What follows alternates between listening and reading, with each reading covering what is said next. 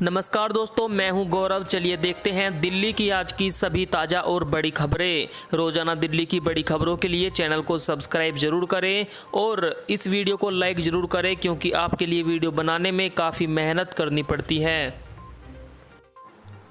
दिल्ली में बीते 24 घंटों के दौरान कोरोना के मामलों में आई भारी कमी, संक्रमण दर भी 7% से हो गई है कम। राष्ट्रीय राजधानी दिल्ली में कोरोना के नए मामलों में लगातार कमी देखी जा रही है। बीते 24 घंटों में मात्र 4,482 लोग कोरोना संक्रमित पाए गए और 265 मरीजों की मौत हो गई। इतने ही समय में 9,403 मरीज ठीक हुए। शहर में संक्रमण की दर घटकर 6% तक पहुंच गई है, यानी कि 100 में से 6 लोग ही कोरोना संक्रमित है दिल्ली में इस वक्त, जबकि कुछ हफ्तों पहले ही 100 में से 30 लोग संक्रमित पाया करते थे। मुख्यमंत्री अरविंद केजरीवाल के 4 बड़े ऐलान। बिना राशन कार्ड मिलेगा राशन, अनाथ बच्चों की शिक्षा मुफ्त, मुआवजा भी देगी सरकार।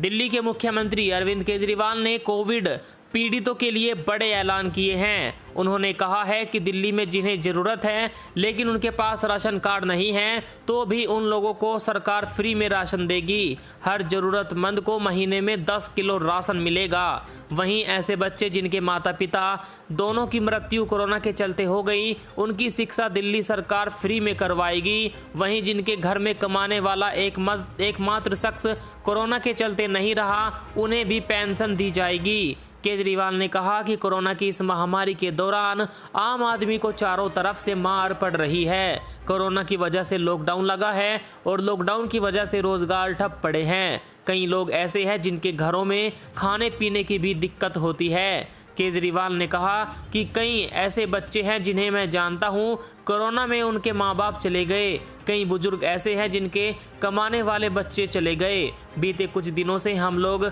इस पर बातचीत कर रहे थे कि कैसे इस वक्त में हम ऐसे लोगों की मदद कर सके, उनकी समस्याओं को दूर कर सके। विचार मंथन के बाद हमने 4 फैसले लिए हैं जिससे लोगों को काफ़ी राहत मिलेगी।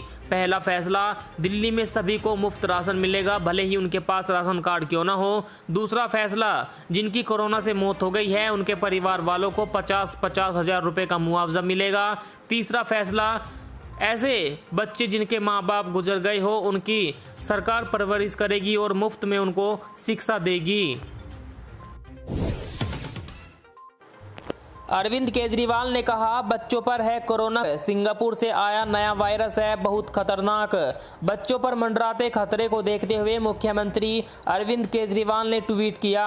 उन्होंने कहा है कि सिंगापुर में आया कोरोना का नया रूप बच्चों के लिए बेहद खतरनाक बताया जा रहा है। भारत में ये तीसरी लहर के रूप में आ सकता है, इसीलिए केंद्र सरकार से मेरी अपील है कि सिंगापुर के साथ हवाई सेवाएं तुरंत प्रभाव से रद्द कर दे। साथ ही बच्चों के लिए भी वैक्सीन के विकल्पों पर प्राथमिकता के आधार पर काम किया जाए।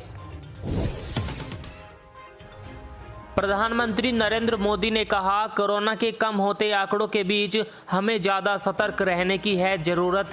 कोरोना को लेकर प्रधानमंत्री नरेंद्र मोदी ने लिखा है कि इस समय कई राज्यों में कोरोना संक्रमण के आंकड़े कम हो रहे हैं, कई राज्यों में केस बढ़ रहे हैं। कम होते आंकड़ों के बीच हमें ज़्यादा सतर्क रहने की ज़रूरत है। बीते 1 साल में करीब हर मीटिंग में मेरा यही आग्रह रहा है कि हमारी लड़ाई एक जीवन बचाने की है।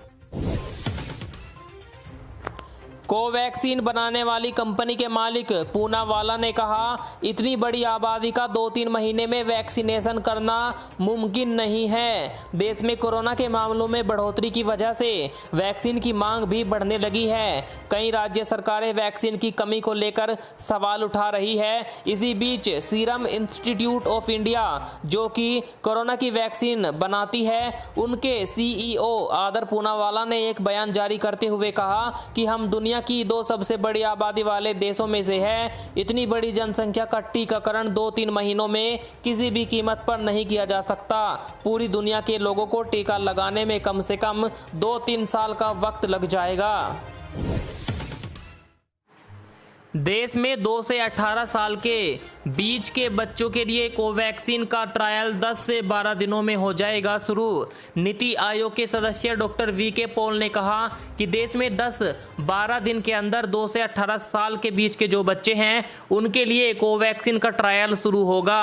DCGI ने भारत बायोटेक के वैक्सीन के फेज 2 और फेज 3 के ट्रायल को मंजूरी दे दी है।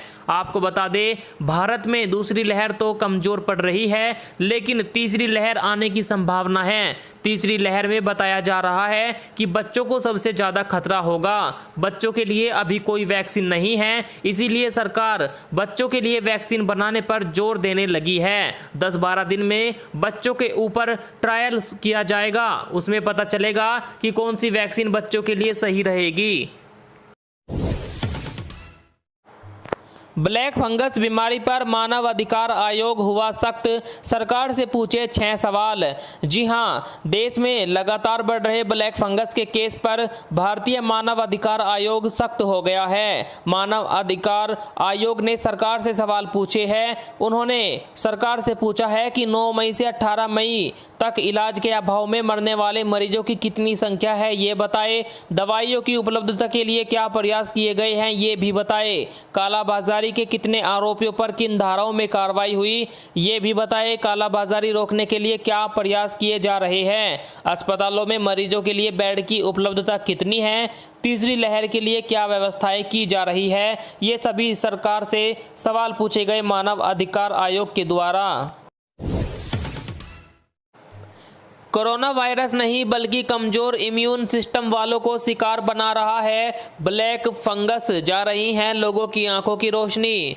जी हां, ब्लैक फंगस के केस दिल्ली और देश में दिनों दिन बढ़ते जा रहे हैं। सिर्फ एम्स में ही 23 मामले सामने आ चुके हैं। अपोलो में भी 10 मरीजों का इलाज किया जा चुका है। गंगाराम अस्पताल में भी इस बीमारी के कई मरीज सामने आए। यह बीमारी इतनी गंभीर है कि समय पर इलाज ना होने पर यह नाक और जबड़े की हड्डी को गला देती है, आंखों की रोशनी चली जाती है। हालांकि समय पर इलाज मिलने पर बहुत हद तक इससे बाहर निकला जा सकता है। जो मरीज कोरोना वायरस के साथ डायबिटीज भी है, जिनका इम्यून सिस्टम कमजोर है, ऐसे लोगों में संक्रमण का खतरा ज्यादा है।